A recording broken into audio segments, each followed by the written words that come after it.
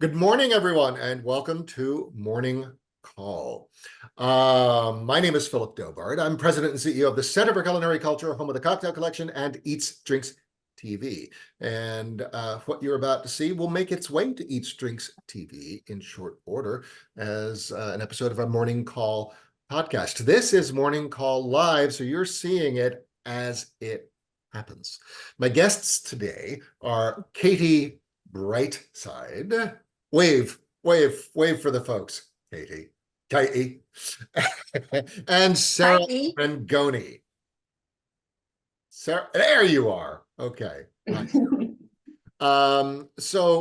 two ladies are a very special pair, both individually and tandem-wise, collectively. Together, they make up the outfit, as it were, by the name of Once Upon a Cocktail. And oh, what do you know? This morning's program is titled Once Upon a Cocktail, and illustrated how-to with Katie Brightside and Sarah Mangoni. Welcome to Morning Call Live, ladies. Good morning. Thank you, Philip. Good morning. Very good to have you with us. I'm sitting here in my kitchen. I'm sipping a cup of coffee from my favorite coffee mug. You may or may not be able to see, it's birds. It's a collection of birds, right? One of whom is wearing a sombrero. The others are identical.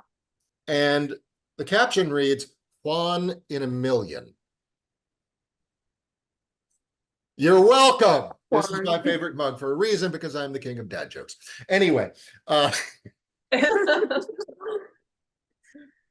the coffee that is in there is from Alibi Coffee Company, one of our sponsors. And this is Brazil Yellow Bourbon Peaberry. So anyway, really good stuff. And the reason I point this out is that we have a social media contest associated with today's episode, and participants will have until Tuesday at noon to post whatever they like about today's program, screenshots, pics, whatever, commentary, etc. Commentary as long as it's positive, and choose a winner, and they will receive an Alibi Coffee Company gift pack. So I want to win for that. Good stuff. Employees and members of their families are ineligible to. Damn it. Okay. All right. I quit. Katie, it's all you. Are you sipping coffee this morning? Are you coffeeing? Huh? I am coffeeing. I'm also a big fan of Alibi. My mug was actually my grandmother's. Your grandmother's mug, not your grandmother's mug shot, because I've heard things about your family, Sarah.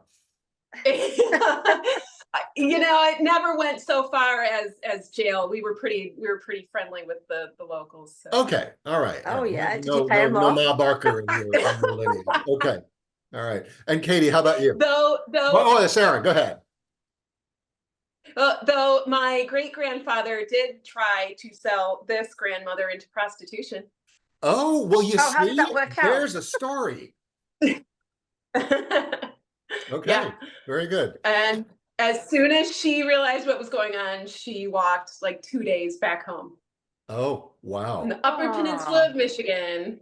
Oh, my Lord, the UP, the blisters. What part of the year was this that she walked the UP? I don't know. I wish that I had thought to ask that part of the story. Yeah, but because I understand in Michigan, there are two seasons. There are two seasons, winter and road construction. Yeah, well, in the Upper Peninsula, it's winter and mosquitoes. Okay, yeah. Sure, because there's winter and then there's just unremitting heat and humidity. Yes. Yeah. For the sake of the story, I'm pretty sure it was winter. Okay. All right. Very good. And you, Katie?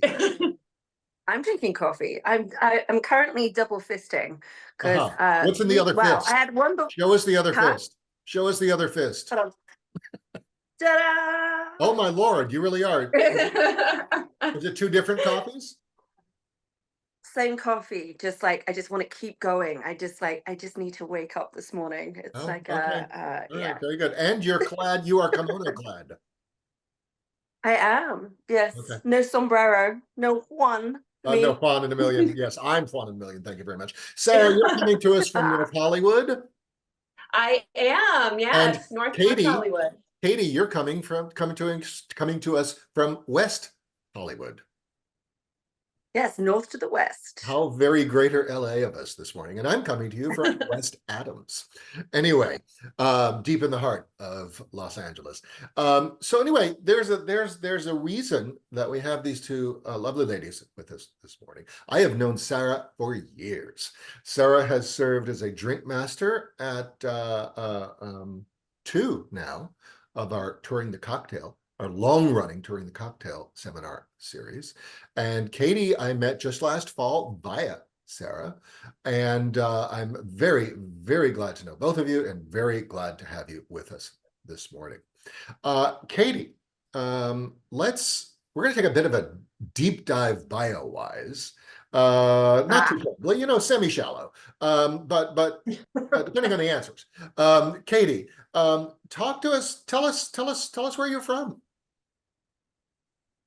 Well, I'm from the UK. I was born in a place called Swindon, and as soon as I was old enough, I escaped.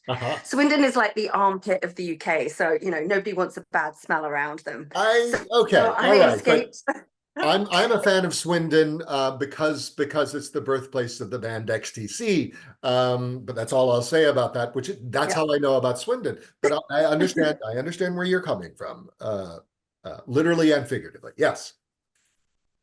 So I escaped to London, where I did a BA in fashion design. And then my first job was in Italy. So I got, as a 21-year-old, to go and live in Italy, which was amazing. Then, you know, I get itchy feet quite quickly. So then I moved to Australia. And I happened to stay there for about 10 years, continuing to work in fashion. And one day I woke up and I was just like, I want to be a fine artist now. So I went back to London, did a master's in fine art, got itchy feet, and then came to America. And I landed here about 10 years ago, and then started working in interior design. So I've kind of done all spectrums of art. I started designing wallpaper, illustrating lots of things, which, you know, I've got wallpaper on, kimonos, like I'm full of like products to display. And then I had this idea for a book. That book being, look, there's the book. Quickly. Once Upon a Cocktail - West Hollywood. Yes. So yeah, and I was fortunate to meet Sarah, and she made the book what it is today. I would have definitely just printed the recipes from the bar because I have no idea what I'm doing. And Sarah elevated it into a beautiful, well-crafted book with very much working recipes. How did you meet Sarah? It was through the co-producer that I'm, a collaborator and co-producer. I had been working with him for several years. I had done some artwork for his hotel. He also helps with my immigration and science paperwork for me. So he's been a big supporter of mine. And I think he knew that I might have been technically challenged when it came to recipes. And it was literally as I was showing him the pitch deck, he was just like, oh, I have the person for you. And Sarah just like magically arrived within seconds, like, it was like a fairy tale puff of wind. And I will tell you, Sarah rather magically arrived in my life as well. I remember her attending one of the brand, I think it was gin, brand industry luncheon at Lost Property Irish whiskey. in Hollywood. It was Irish whiskey. Irish whiskey was the first one, I think. And she introduced herself and she goes, I'd love to just work with you guys. And, the rest is history still in the making. So yeah. Now, Katie, did you grow up in an imbibing household? It was just me and my thoughts and my mum and my dad. So I was left alone a lot, which is why I'm pretty crazy. I made friends with the person in the mirror. So I'm an only child. I get it. She was my best friend. Yeah. I'm an only child also. Oh my Lord, 3 only children here. all sharing a spotlight. I like this. All do of we you not all have left-handed by different any chance? experiences? All of No. you? Oh, okay. All right.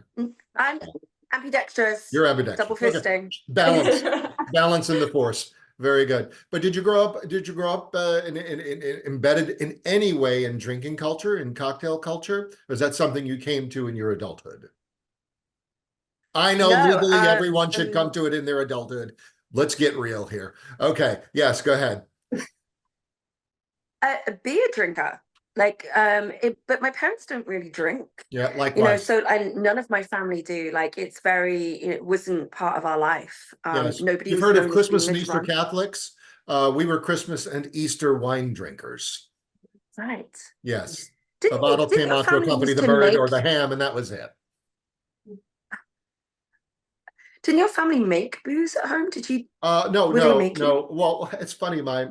I grew up in New Orleans, embedded in culinary culture. And seemingly everyone but my parents were involved in food or the food industry, food and drink industry in some way. I had an uncle who was a brewmaster at Jackson Brewing Company, makers of Jack's beer and Fabacher beer in New Orleans in the French Quarter.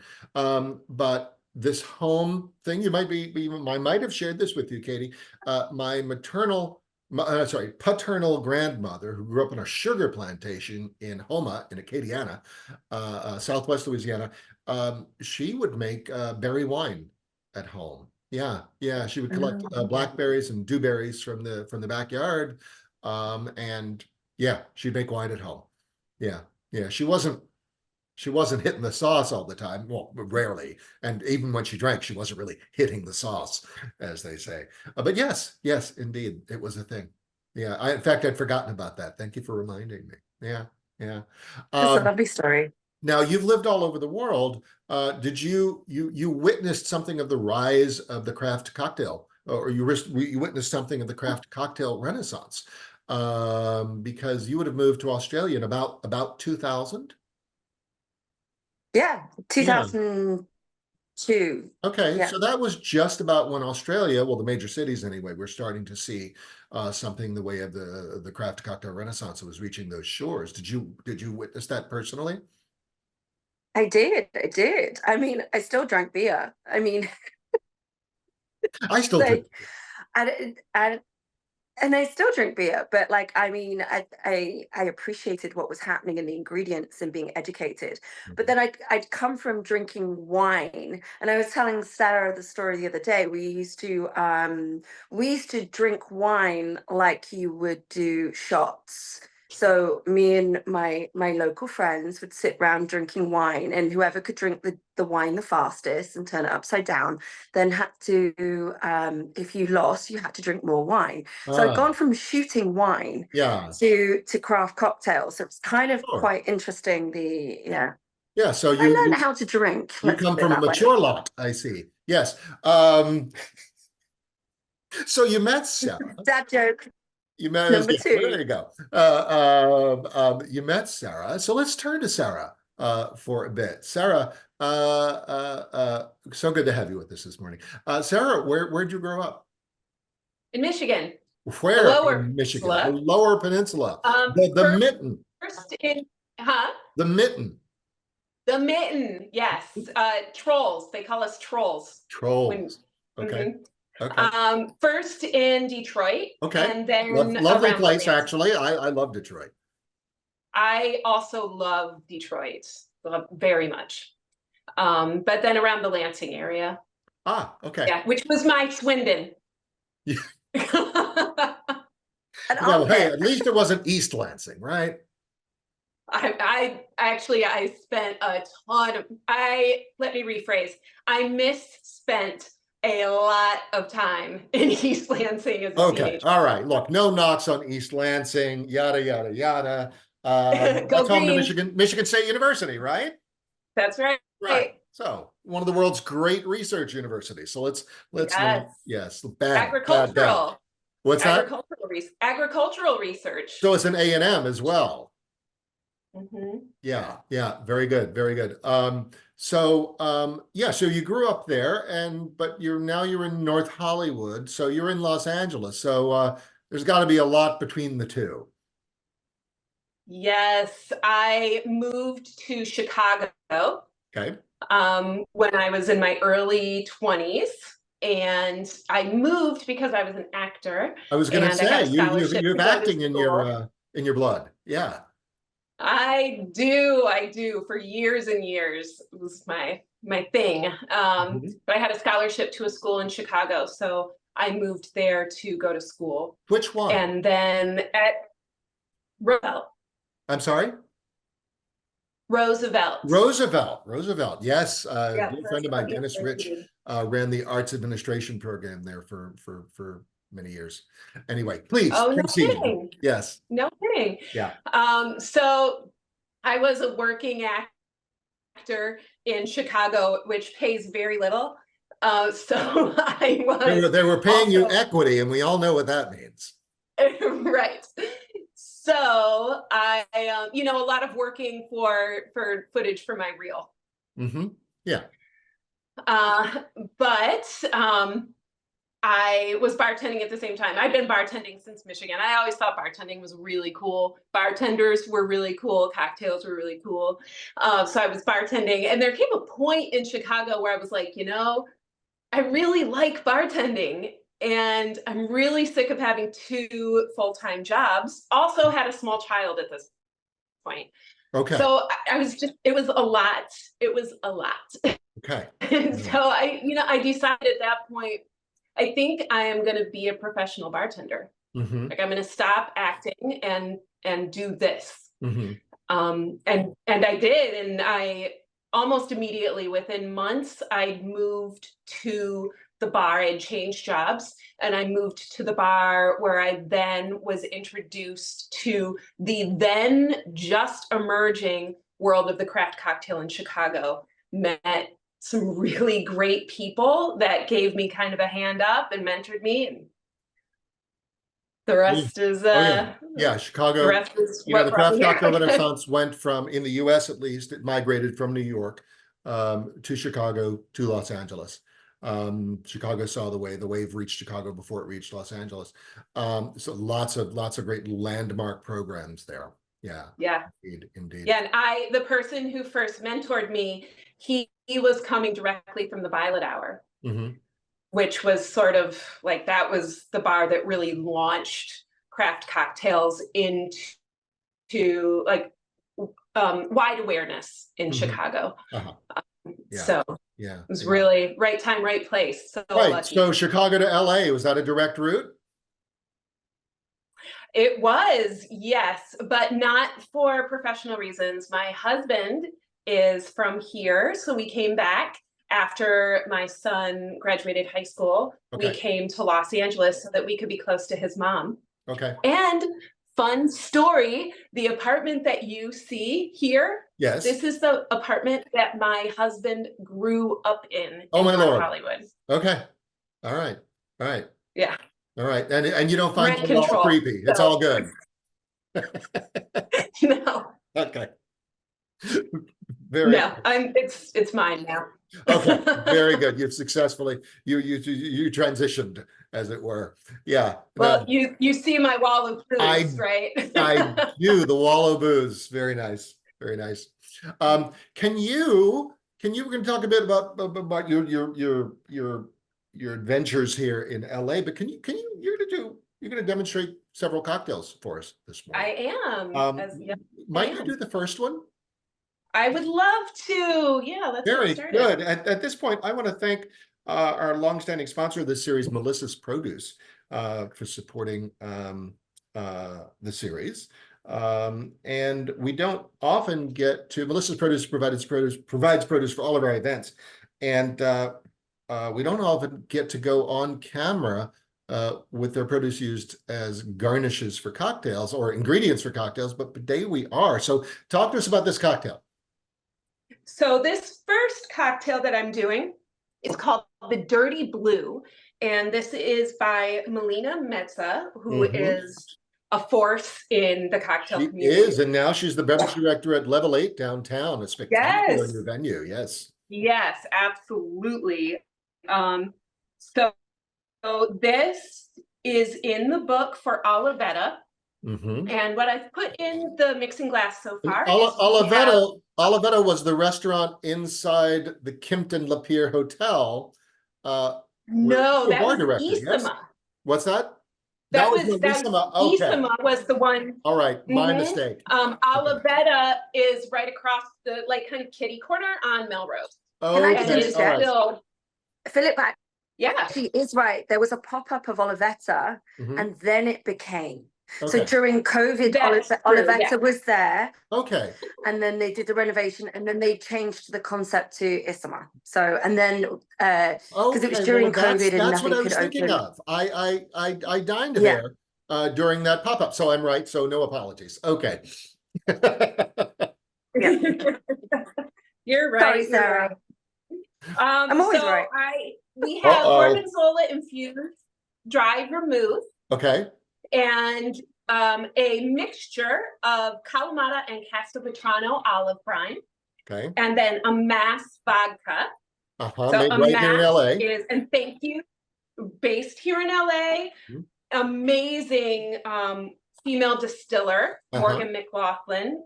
She's also co-founder of Amass. They were very generous. She founded the Distillery Guild. Yes. Yes, they had. I loved their tangerine gin. Oh my Lord, yes, yeah. It was so good. They also, on a seasonal basis, they never sold it at retail, but on a seasonal basis, they made a walnut liqueur. That was just. Oh, I never had it. Yeah, just crazy good. I can't believe I missed that. Yeah. Anyway, good walnut liqueur is. Oh yeah. Oof. Yeah. But yes, so Amass, thank you very much to Morgan for supporting this episode with the Amass. Really love it in this cocktail. And then we're garnishing it with some Gorgonzola stuffed olives. There we go. Cheers. Very, very. Cheers. I wish I had one of those. I don't have a cocktail in hand. I'm still nursing coffee, but yeah, I bet. I bet. It is super yummy. All right, so you arrived in Los Angeles. Did you arrive here with a job? Well, okay, good story. So basically I did. The company that I worked for in Chicago was Kimpton, and there was a Kimpton here in Los Angeles, and I was in contact with them. They were actually hiring a lead bartender, which was my role. And I got here, and two things happened. One, I was like, I've been working so hard for a long time. I just kind of want to be a bartender and go to the beach and not work outside of work hours and just work normal work. I just didn't want to run a program anymore. Kimpton lead bartenders have a lot of beverage manager responsibilities. So it's a big job. So I knew that this thing at the Kimpton here was a really good shot for me. I still needed to interview for it, but I knew it was. Was it the one in Westwood? Was that when we met? You were working at the Westwood. Yes, at the Palomar. It was Boulevard 16. I knew that I had a pretty good shot at it. I had a good reputation in the company. I figured it was likely that I would get it, but I was still kind of putting feelers out elsewhere just to see what else happened. And I got some really interesting interviews. And then I got offered a job at a place in Beverly Hills. That was a really cool place with paparazzi outside. It was just so LA. And I took that job instead of the one at the Kimpton. So I came back and I said, thank you so much. Yeah. But I just, I got this other offer that I'm going to take. Quick sidebar, perhaps call back. The first time I stayed in Chicago, it was at the Kimpton in the Loop. Is that where you worked? There, at the time when I was there, there were 3 Kimptons in the Loop. Well, 2 in the Loop and 1 like River North. But I was at the Hotel Monaco. Okay. I don't remember which one I stayed at, but my point is, you might have made a drink for me, and let's go. I might have. That's awesome. Let's go with that. Yes, we'll go. That's the Mandela effect. applies. That's what happened. Yes. Okay. Please continue. So I took this other job and I started training, and there was just a lot going on there that I did not like. I was really spoiled at that point, having worked before Kimpton, I worked for kind of mom and pop places where there was a lot of love and care for employees. And then I went to Kimpton, which was really well known for its culture. People loved working for Kimpton, still do. And so I went to this place and it was culture shock. I did not feel good there. So after about a week and a half, I only had a couple days of training left, and I was walking to the restaurant and just dreading it. And I was only a week and a half in, I wasn't even done training. And I called my husband and I was like, I think I'm going to quit this job today. Like, I'd already been complaining about it. And he was like, all right, whatever makes you happy. So I walked in, I quit the job, and I drove my car to the Palomar and very good. And said, I'm so sorry. I made a terrible mistake. Is the job still open? I really, really want to come run this program. Yeah. And they were just about to offer somebody else the job. And you swooped in. Yet. You swooped in. Yeah. I swooped in. I took it. And that's when we met, and we did a Touring the Cocktail, a gin seminar with Leslie Jacobs Salmonson there, and you did the yes. Yeah, indeed. So from there you moved to the It was amazing. Now Leslie and I are friends, and you and I are friends. Indeed, yes. And then you moved to the Kimpton Lapeer in West Hollywood, and we did another Touring the Cocktail there on presidential cocktails. Yeah. That was fantastic. Great talk. Yeah, that was a really, really great program. And then we did another on shochu. Yeah. Oh my God, I want to do that one. What, shochuns? Yeah, shochu. Yeah, Japanese native. I'm like shochuns. Not shochuns. I know nothing about cocktails. Yeah. We should do something that involves shochuns. Yeah. Can we? Yeah. Can we do a shotun class? Indeed. Okay, now you and your husband a couple of years ago now decided to do something crazy. You went full beatnik for a year, traveling around the country, living out of a van. Talk to us, Sarah. Yeah, so we've been back for about 6 months now. It's something that I've always been sort of interested in doing. My dad actually has done it for a long time and talked about doing it from the time I was probably in kindergarten. So I kind of grew up with the idea of doing something like that. Yeah. And it didn't involve visits to bars and distilleries at the time. No. But it's something I've always been interested in doing. But, we had my son, and then we had Mark's mom and my mom, and, there were people to take care of. Yeah. An elderly cat eventually. Like there were always people to take care of. Mm-hmm. Yeah. So then 2020 happened, and we came out of it with nobody really left that needed taken care of, which was really sad. But to make something happy out of what was really sad, it then gave us the opportunity to live this dream of mine. Yeah. So one morning in bed, I just rolled over to my husband and I said, can we actually get a van? Can we really do that? And he was like, sure. Not thinking that I could actually pull it off. This gypsy caravan became your post-COVID healing balm. Yes. Yeah, absolutely. Yeah. So we took off in it. We traveled for a year. And my plan when we were leaving, so during COVID, I'd been doing a lot of work on historically drinking, which was an idea I'd had since 2016, where I wanted to do a lot of research and then presentation around history and alcohol not just like the history of alcohol or the history of cocktails, but also the connection between points in history and alcohol. So I'd been doing those during COVID, having some really good success with making videos. And we then talked about it. And the idea is that I was going to travel. And as I traveled, I was going to continue to make videos. But then, how did that go? But then, yes, indeed, indeed, and we still have that. That's still there on the back burner. We even have a name for the series, Wanderlust.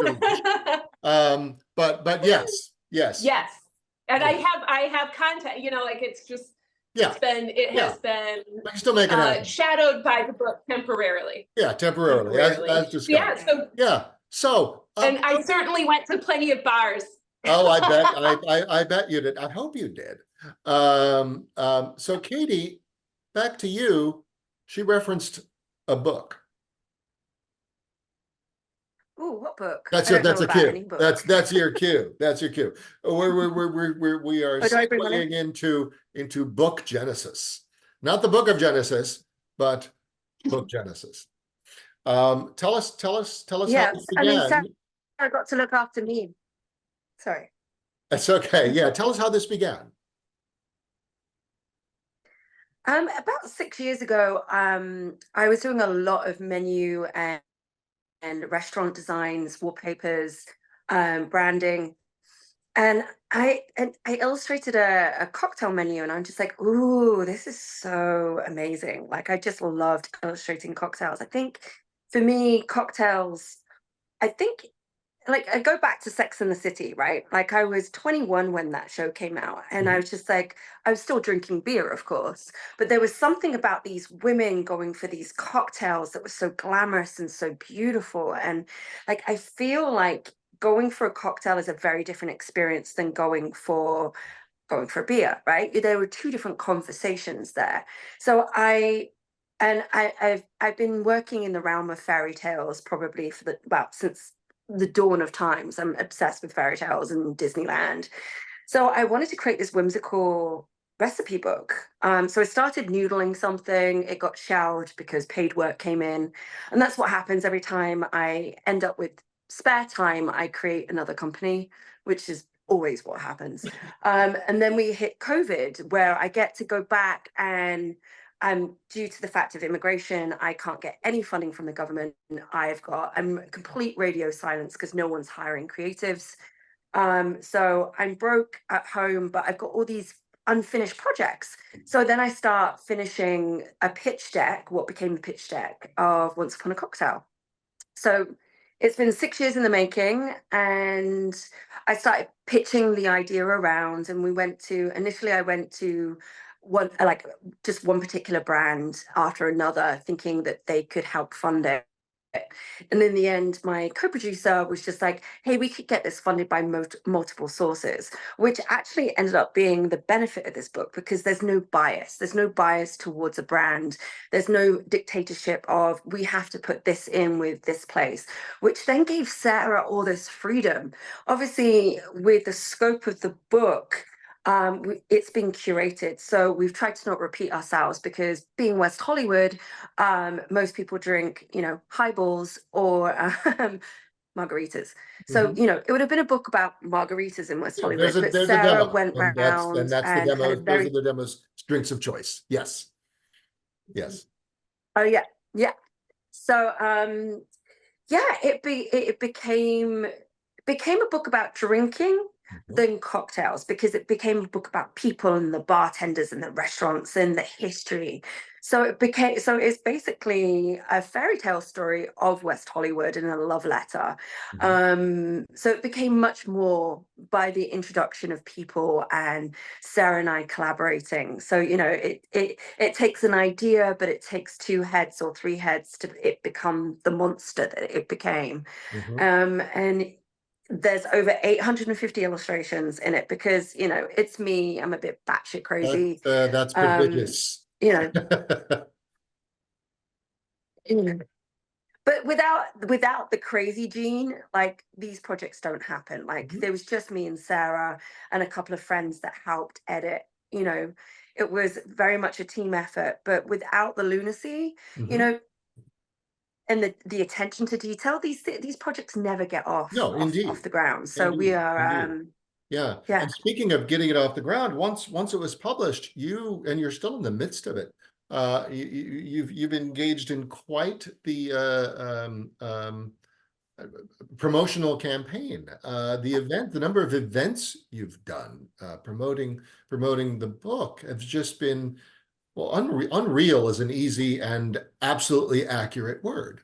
The volume of event producing you've been doing in support of this book is just like nothing I've ever seen, outside of the Center for Culinary Culture, that is. How many events? You launched the book, was it October, September? October 26th. That's when we did our first launch party. Yeah, right. Okay. Yeah, but the books came in like 3 days before. Okay. Yeah. It was always touch and go. And we used Sarah's van as the delivery van. Like Sarah and I went out and hand delivered all of the books. And we were lucky to have sold 70% of the inventory before it arrived. So I have been in Van Gogh. Yes, I've inspected Van Gogh. Yeah. Yeah. Yeah. So how many, perhaps all you can do at this point is estimate, but how many events have you done, not including saying, television appearances, which you did one of yesterday. But how many events would you say you've produced in support of the I'd say about 16. 16. Okay. 16. Yeah. I think that's probably on the nose of numbers. It's a bit more than 15. And we have a big event coming up next week if anybody's interested. Yeah, talk Huge event. Talk to us about it. Well, we're currently in Women's History Month, which is the reason why the cocktails are brought to you today. And go figure, related to women. Here we are hosting the two of you in Women's History Month. Accident? Probably not. Yes, go ahead. And also Sunday happens to be National Cocktail Day. So we recently hired a PR team, which is how we ended up on TV, because they're amazing. Not plugging a TV show that it was NBC California at all. Please go watch it. They were like, we work really well with events. And I was just like, I'm quite good at putting on events. So next Sunday, National Cocktail Day, 24th of March, we are bringing an amazing program that Sarah is teaching a mixology class. Sarah, would you like to explain a little bit about it? Yeah, so we are doing a class that it actually sort of has roots in a time that we were in the room together, Philip. It was for an event where I learned about women's representation in cocktail literature by way of household manuals. So I have this was years ago that we did this event, and since then I have done a lot of research into it. I was so intrigued. So now this class that I get to teach is about the role of women in cocktail literature. Was this the Touring the Cocktail we did at, what was it, Pala House in West Hollywood? Yes. The Kindred Spirits program, where we did a panel, a women's panel, women's role in cocktail history panel. Yeah. Okay. All right. Yeah. Yep. Yeah. I think it was Pala House. Anyway, I think Pala House sounds right. Yeah, that sounds right. Yeah. Just in back of Barney's Beanery. Yes. Yes. Okay. That's the one. All right. Yeah. No, that was a great event. It was an amazing event. Like, really gave me knowledge that I was clueless. I knew nothing. Mm-hmm. And I'd say, like, credit is really due to Nicola Nice for that. In the curve. Yes. Yes. Mm-hmm. Yeah. Because it really set me on a research path. Mm-hmm. Yeah. I was just, she's a PhD sociologist. Yes. Yeah. Yeah. That's wonderful. That's wonderful. Why don't you make us the second of the three cocktails Yes. right now. I want that. I just can't. Can you fax it to me? I know. If only we had that technology, right? That you could Can you fax me so she can fax me a survey? Wait, here, I'll just hand it to you. There we go.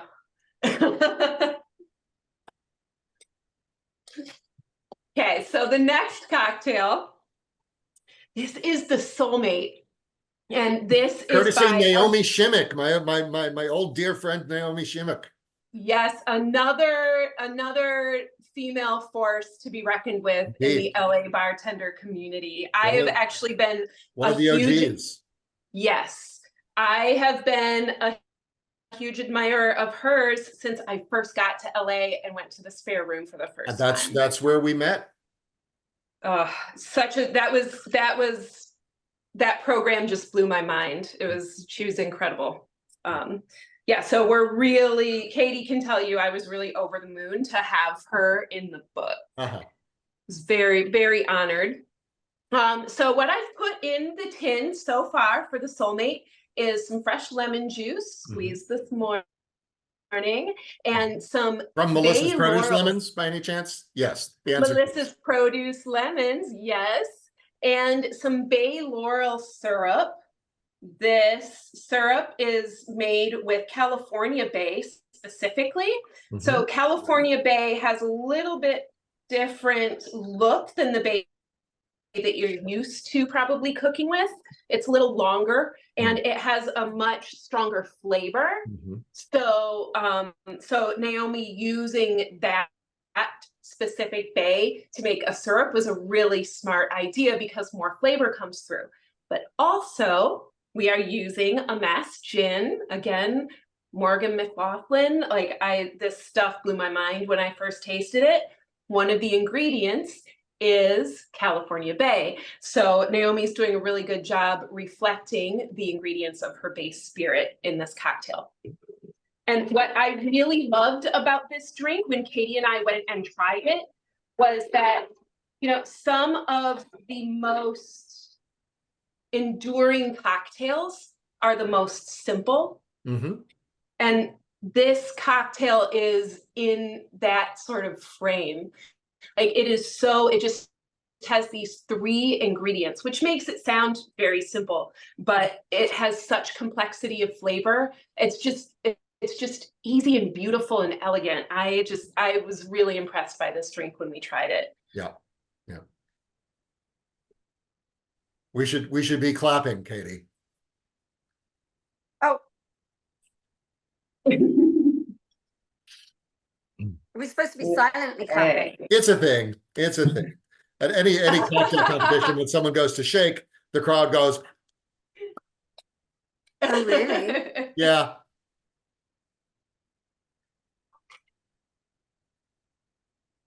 Then for the garnish on this, we have something really special. So Naomi, I don't know, can you see that design? So this is Soulmate's logo. Okay. When Naomi was developing this cocktail, she was picking California Bay from her backyard to use in it. And she created a stamp so that she could put the logo into the bay leaves to garnish the drink with. So there we go. Beautiful. I don't think it is the logo, is it? I never knew. It's just 2 doves and a love heart, right? So it's a Soulmate. Yeah. I don't think it's the actual logo. Oh, well. They don't have a logo. Sounds like some sleuthing is in order. Me too. Yeah. Yes. Well, I tell you what, while you're making the 3rd cocktail, I'll sleuth. Yeah. So tell us about the book's reception. Because it's a hyper-local book. If you looked at the narrative promoting promoting this edition of Morning Call Live, I wrote, drinking is universal, but drinking culture is local. So this is a rather hyper-local. West Hollywood is not a very large city. It's surrounded by LA, bit of Beverly Hills. But talk to us about the reception and and perhaps the future of the concept.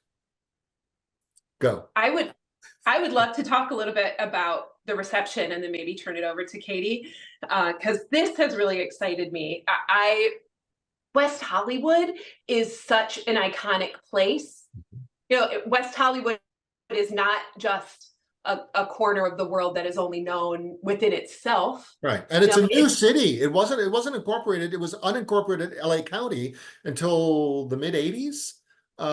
Yeah, so it's quite a We're about to celebrate its 40th birthday this year. There we go. There we go. Yeah. Yes. Yeah. But the people who spent time in West Hollywood, the venues in West Hollywood, the stories around West Hollywood, the Sunset Strip, these are things that are known worldwide. Indeed. So the book, Once Upon a Cocktail, has now found its way around the world. It is in multiple countries, the furthest which is China, which just blows me away. That's far flung. Yes. Yeah, I think it's really it gets me a little. Like, Katie, how is it selling in Swindon? I think my mom's the only one that's bought a copy. Unfortunately, like my mom's beautician, right, was like, "Oh, we can promote the book in the salon, the beauty lounge, right?" Yes, yes. And I'm just like, nobody in Swindon is going to spend $55 on a book. Like, it's just not happening. Like, it could be a book written by the Kardashians, and they still wouldn't buy it. Like, it's just beyond a price point. Like, it's just like, it's not going to happen. But thank you for offering. That's very kind of you. I am not sending you a free copy. Yeah, so it's been received terribly well, is what I'm hearing. And it's traveling. Yeah. So tell us about this concept, though, because the Once Upon a Cocktail - West Hollywood kind of screams, what's next? Oh, yeah. We are waiting for offers. Oh, okay. But I have my sights set on Las Vegas as our second city. Okay. Just because I feel the brand, like we would be doing a disservice to do like downtown LA, right? Because there's been a couple of books already published downtown LA. It is known for cocktails. What we would like to do is tell stories about cities that are conflicting, or Vegas has got so many different things about it, like West Hollywood, like it's known for the LGBTQ plus community, maybe not necessarily for cocktails. Same as Vegas, like it's got the Strip, but then you've got downtown Vegas, and you've got the arts district, and there's like some magicalness about that. And there are fabulous bars there, fabulous craft cocktail programs, but your typical Vegas visitor, whatever, that's not what's drawing them there. And I think if you can help shed train a spotlight, that sort of thing, it can only help broaden the appeal and heighten the appreciation of all that Las Vegas actually offers. Yes, yeah. So, but as I said, we're open to offers, and eventually, down the line, we want to be doing multiple cities. We want to be doing something in Paris, Milan, China. Like, but of course, darling. World, yes, yeah. In our private jet. Yes. Okay. All right. Well, that might be okay. Whatever. One can dream, right? I mean, if someone else's private jet, that's okay too. I mean, yeah. Was it Mr. Big? Yeah. Once upon a cocktail was once upon a dream, right? Yeah. Yes. Right. Once upon a dream. Yes. Yeah. Indeed.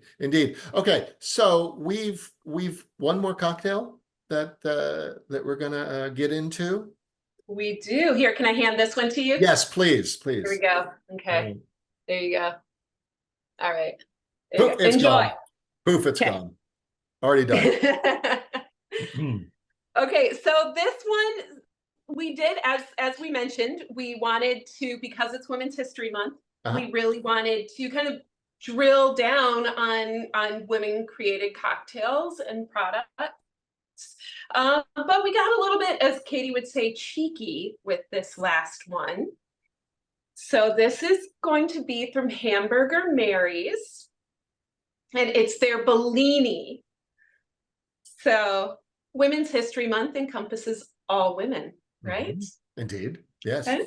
Including Melissa of Melissa's Produce. Yes, thanks, Melissa. Not Melissa no longer owns, but whatever. Yes. Still, it's Melissa's Produce.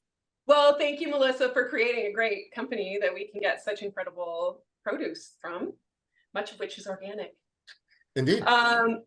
So this is a Bellini. This is what they serve at Hamburger Mary's. When you go to watch one of their iconic drag shows, some of the best drag shows I've ever been to have been at Hamburger Mary's.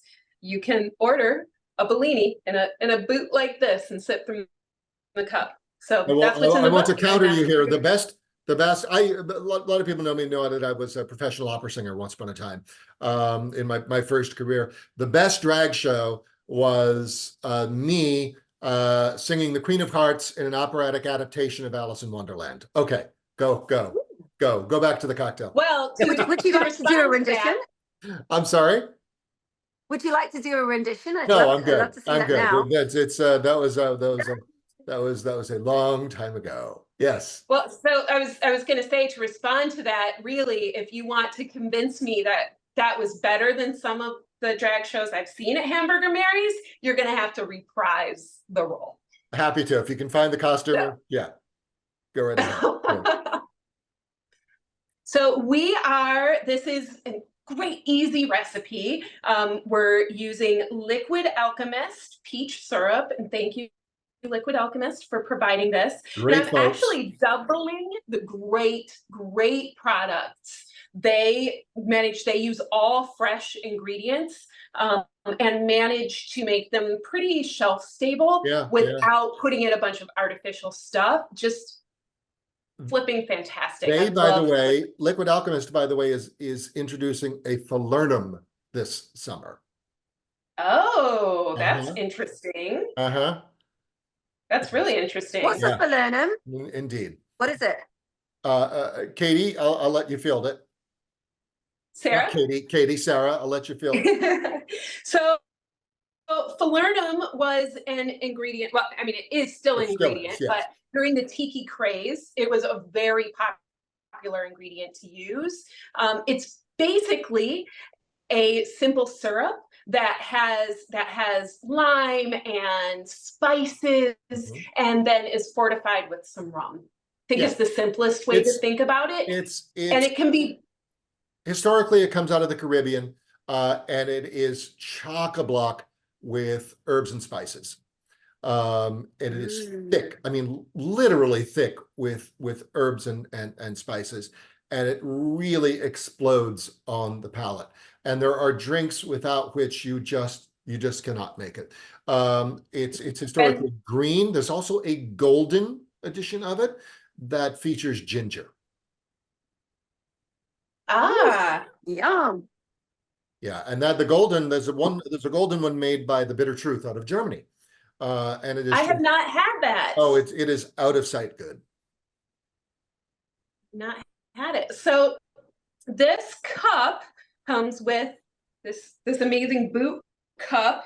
Comes with this really fun top, which is great because when you watch a drag show, you're like, you're really excited. You're into it. You have your drink in your hand. Maybe you're splashing it around. You've got this top so it doesn't splash all over. And this long, fun straw. But I actually wanted something aromatic, an aromatic component to this cocktail. So what I did was I took some flowers for this presentation. I took some flowers and I put them on the top of the boot here. So now when I drink it, I get the wonderful taste of the peach, and then I get the aroma, the floral aroma as well, which just goes great with the peach. Indeed, and those are edible flowers from Melissa's. So if you're at all hungry, guess where they're from? Melissa's They're Produce. from Melissa's. That's right. So if you're hungry while you're drinking this, you can snack. You can have a snack. Yeah, talk about bar bites. All right. Better than corn nuts, anyway. Absolutely, absolutely. And I mean, healthy. It's always nice to have a healthy component when you're drinking. So for this recipe in the book, we sized it for 1 champagne flute to build it in a champagne flute. If you are lucky enough to have one of these sweet boots, I actually doubled the size of the recipe for it. Yeah, you could fit a family. You could fit a family in there. Mother Goose did. Yeah, but there's only room for 1 straw, so you can't share it. Yeah, well, it's not Mother Goose. What's the shoe? The old. Oh, the old lady who lived in the shoe. The old lady who lived in the shoe, not Mother Goose. Yeah. Which was a Mother Goose story. Yes, I'm not up to speed on fairy tales, Katie. You thank you for not jumping in to correct me there. I autocorrect. Damnable autocorrect, but this time it served me well. Sarah and I were offline early this morning, and back and forth about the cocktails, and I said something that's circa 10:20, and my phone auto-completed Culinary 10:20, and anyway, yes. So anyway, ladies, any final would you pass me that drink before we Oh yes, of course. Because I gotta okay. Okay, thank you. Oof, it's gone.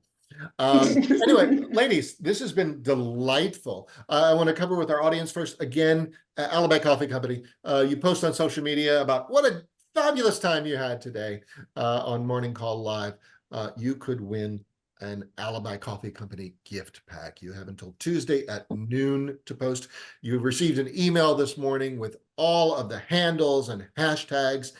Use those liberally and post widely. And again, you could win a coffee gift pack from Alibi Coffee Company, one of our sponsors. And let's talk about the book a bit. If you're with us now and you still want to purchase the book but haven't yet, you just need to send in an email to info@culinaryculture.center. info@culinaryculture.center, and we will happily process your order. Katie, you don't just sign the books. Katie and Sarah, you don't just sign the books, do you? Katie, you go sort of artistically animal on them, do you not? Yeah, it might be slightly unlegible. Whoopsies. What do you do? How do you deface these books? I've got doctor's handwriting. Maybe a doctor that might have done speed. Like it's kind of very large, and we do like to personalize our messages in our book. Like it's a big feat to have achieved this, and we're super supportive to anybody that buys a book. So we want to make them feel like they're part of the Once Upon a Cocktail tribe, and that they will be, oh my God, I purchased the original copy. I want them to feel, they're part as special as they are. Yeah. Yes, as special as they are. That's right. That's right. Absolutely. Everybody that's been part of this. I mean, there's been hundreds and hundreds of people that that we're just super grateful. Like, it's really hard to do this alone, and every book purchase, we don't feel alone. So thanks. Yeah. Speaking of book purchases, a portion, yes. a delightful portion, a lovely portion of all sales sold through this program support the nonprofit Center for Culinary Culture. So thank you to all. Again, info@culinaryculture.center. So ladies, any valedictory remarks? Valedictory remarks. Well, I thank you for my Oscar. Oh, you're welcome. That's trademarked, by the way. Yes. I guess I would just like to wrap by saying thank you so much to specifically all of the women that participated in this book and supported us in it. We've talked about Melina Meza and about Naomi Schimek and of course Morgan McLaughlin from Amass, but there are many other women that had some sort of role in the book, whether it was creating cocktail or providing sponsorship or just whatever it was, or holding our hand. And that is very much appreciated. So thanks, ladies. And I'm sure they're welcome. I'm sure they welcome you. Yeah, yeah. Katie? Hi, thanks to my mom. Ah, very good. Yeah, I wouldn't be here without mine. So no, and your dad. yeah, he played a large role. Yes. Yeah. Yeah. Ladies, thank you very much. I know that I will see the two of you in person sooner than soon. I'm sure of that. And I look forward to that.